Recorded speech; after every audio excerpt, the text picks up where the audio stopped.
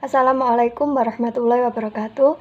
Perkenalkan, nama saya Afida Dinia dengan NIM 2106411000028 bersama rekan saya Rizky Lailatul Maghfirah dengan NIM 2106411000027 akan mempresentasikan hasil diskusi kelompok kami. Kami dari kelompok 9 dengan judul beberapa kesukaran dalam mengajar, yaitu kesukaran menghadapi anak manja.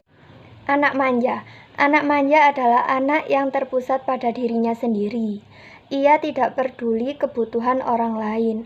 Oleh karena ia terpusat pada dirinya sendiri, ia menuntut segala sesuatu terpenuhi sekarang dan tidak bisa menunggu. Menurut sudut pandang saya tentang anak manja itu anak yang tidak bisa melakukan sesuatu hal itu sendiri dan menuntut orang lain untuk memenuhi segala hasratnya.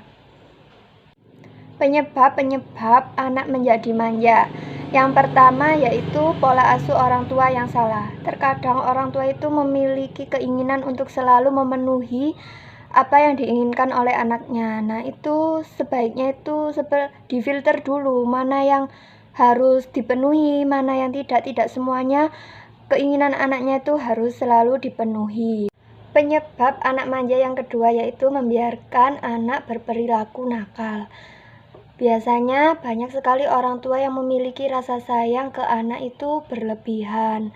Bukannya berlebihan, kayak besar gitu. Terus orang tua tersebut itu membiarkan anak tersebut melakukan tingkah-tingkah kecil nakalnya. Padahal kenakalan-kenakalan kecil itu tadi akan berdampak negatif di masa yang akan datang untuk anaknya tersebut.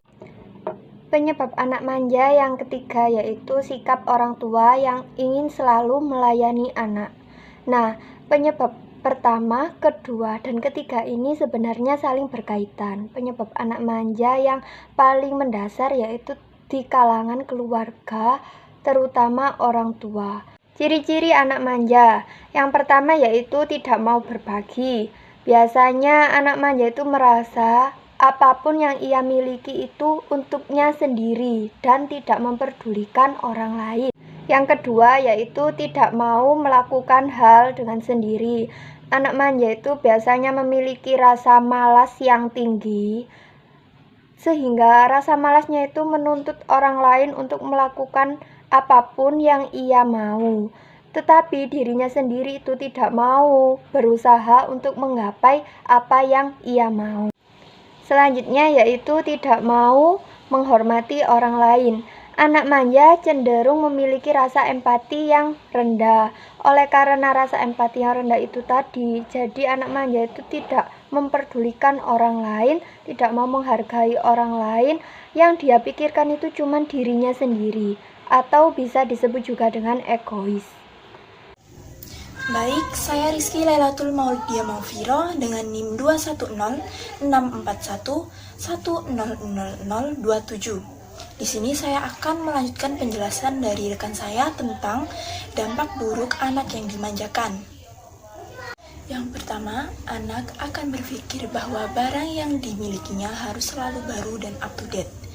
Nah, kebiasaan anak yang manja ini yaitu selalu meminta barang-barang yang baru kepada orang tuanya, dan otomatis orang tua pun akan selalu menurutinya. Hal ini pun yang akan berdampak buruk kepada anak dan akan selalu memanjakan anak tersebut. Yang kedua, anak akan berpikir bahwa setiap kebahagiaannya akan diukur dengan materi. Hal ini seringkali terjadi karena kebiasaan orang tua yang selalu memberikan dan membelikan anak-anaknya barang-barang yang bagus dan mewah. Sebenarnya hal ini wajar-wajar saja, tetapi apabila hal ini terus-menerus dilakukan dan selalu dilakukan oleh orang tua, akibatnya anak akan berpikir bahwa apapun kebahagiaan yang mereka butuhkan harus dengan sebuah materi. Yang ketiga, anak akan memiliki sifat yang tidak bisa menghargai orang tua. Hal ini biasanya terjadi apabila seorang anak tersebut meminta sesuatu kepada orang tuanya. Nah, apabila keinginan tersebut telah dikabulkan oleh orang tuanya, maka anak tersebut akan bersifat baik kepada orang tuanya. Tetapi apabila kemauan yang diinginkan oleh anak tersebut tidak dikabulkan oleh orang tuanya, nah sifat yang tidak baik pun itu akan keluar pada diri anak tersebut. Yang keempat, anak akan menjadi pribadi yang kurang memiliki rasa tanggung jawab. Hal ini biasanya terjadi apabila seorang anak ini memiliki sebuah masalah. Nah, anak tersebut pun otomatis akan mengadu kepada orang tuanya, dan orang tua pun akan selalu menutupi dan membela anaknya. Nah, hal ini pun akan berdampak kepada anak tersebut, dan anak pun tidak akan memiliki rasa tanggung jawab. Yang kelima, anak akan lebih menyukai cara yang instan daripada usahanya sendiri. Seperti contohnya pada saat mengerjakan ujian, anak pun akan lebih memilih untuk mencontek pekerjaan temannya daripada susah payah untuk belajar dengan sendiri. Kemudian yang terakhir, anak akan memiliki kesulitan hidup di masa yang akan datang. Nah, anak yang dimanjakan dulunya selalu menggantungkan apapun kepada orang tuanya. Nah, hal ini akan berdampak pada masa depan anak tersebut. Karena pada masa yang akan datang, anak tersebut pun tidak bisa lagi bergantung kepada orang tua. Dan karena dulunya terlalu sering bergantung kepada orang tua, anak tersebut kurang memiliki wawasan untuk mengembangkan dirinya. Adapun usaha seorang pendidik dalam menolong anak yang dimanjakan. Yang pertama yaitu seorang pendidik harus memiliki hubungan yang baik terhadap anak tersebut. Nah, hubungan yang baik ini pun bertujuan agar seorang pendidik ini dapat memberikan nasihat-nasihat yang baik kepada seorang anak tersebut. Nah, agar anak tersebut dapat mengubah pola pikir mereka menjadi lebih baik. Yang kedua yaitu berkomunikasi aktif kepada orang tua. Nah, sebagai seorang pendidik harusnya tahu mana anak yang manja dan mana yang anak tidak dimanjakan. Nah, setelah mengetahui tersebut, seharusnya seorang pendidik berkomunikasi aktif kepada orang tua agar lebih mengurangi sifatnya untuk tidak memanjakan anaknya. Yang ketiga yaitu memberikan rasa tanggung jawab kepada seorang anak. Seperti contohnya menjadikan anak tersebut sebagai ketua kelas. Nah, hal ini bertujuan agar anak tersebut sedikit demi sedikit menyadarkan dirinya untuk memiliki rasa tanggung jawab.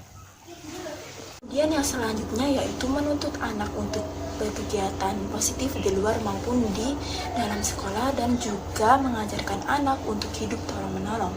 Biasanya anak yang manja ini acuh pada kegiatan sekitarnya, maka dari itu sebagai seorang pendidik harusnya mengajarkan anak didiknya terhadap kegiatan-kegiatan positif dan selalu tolong-menolong terhadap sekitarnya. Kemudian yang terakhir yaitu mengajarkan rasa percaya diri kepada anak tersebut. Nah, pada umumnya anak yang manja ini memiliki rasa yang kurang percaya diri kepada dirinya. Nah, maka dari itu anak yang manja ini selalu mengandalkan orang lain untuk maju daripada dirinya untuk maju lebih ke depan.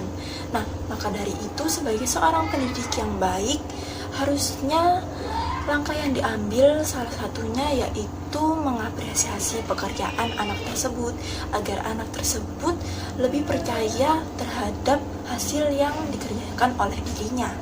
Baik, sekian presentasi dari kelompok kami. Apabila ada kurang lebihnya kami mohon maaf. Wassalamualaikum warahmatullahi wabarakatuh.